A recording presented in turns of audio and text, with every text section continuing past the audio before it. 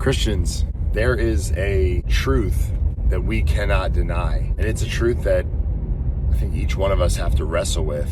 And it's this idea that a transformed life follows genuine surrender to Jesus. And the reason I bring this up is because we live in a society where there are many professing Christians running everywhere. Everyone's a Christian. I grew up in a Christian household. I went to a Christian school.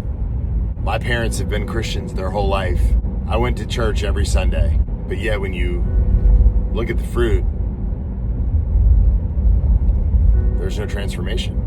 When you look at the scriptures and you see that Jesus is calling his followers to renounce everything and follow him, they've got one foot in the world and one foot in the kingdom. When you look at what Jesus commanded his followers when he said, take up your cross, deny yourself, crucify your life, and follow me, they're following their own desires and they want their cake and eat it too.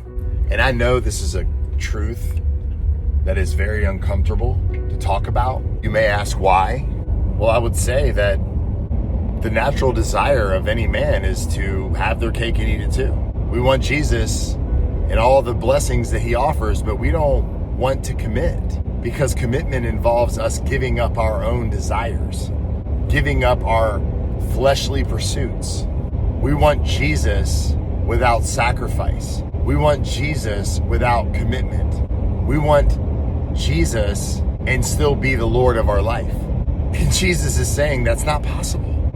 And I know there are some that may hear this and say, man, this is a dangerous message. You're borderline, making things seem very difficult, and like following Jesus isn't easy. And I'm here to tell you it's just not.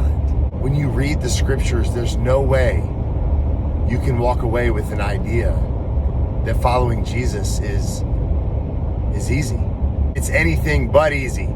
This is why Jesus told the disciples, hey, why don't you count the cost? A builder doesn't go and begin a project without making a strategy, without doing some sort of inventory and checking the numbers and making a list of the supplies and the materials that are going to be needed to build the house. How much money is going to be budgeted here? Why? Because you're going to begin the project and you're not going to finish the project. And he wants those that are going to come along and finish the project. And unfortunately, there are many people in the church who did not count the cost. And I tell my boys every day, you don't follow Jesus because I follow Jesus.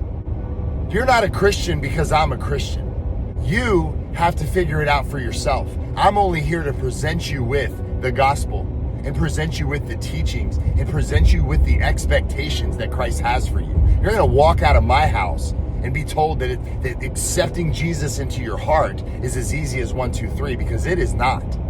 That is not the gospel. The gospel is deny yourself. The gospel is choose between the narrow road and the wide road. The Christian life is a lonely road filled with obstacles, filled with hardships, few companions. The wide road, on the other hand, it's the opposite. It's a life of ease. It's a life of comfort.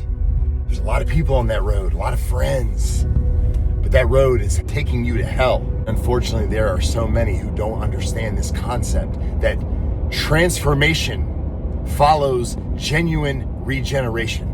And I just want to put that before you, because if you are one who has committed your life to Jesus, ask yourself, are you changing?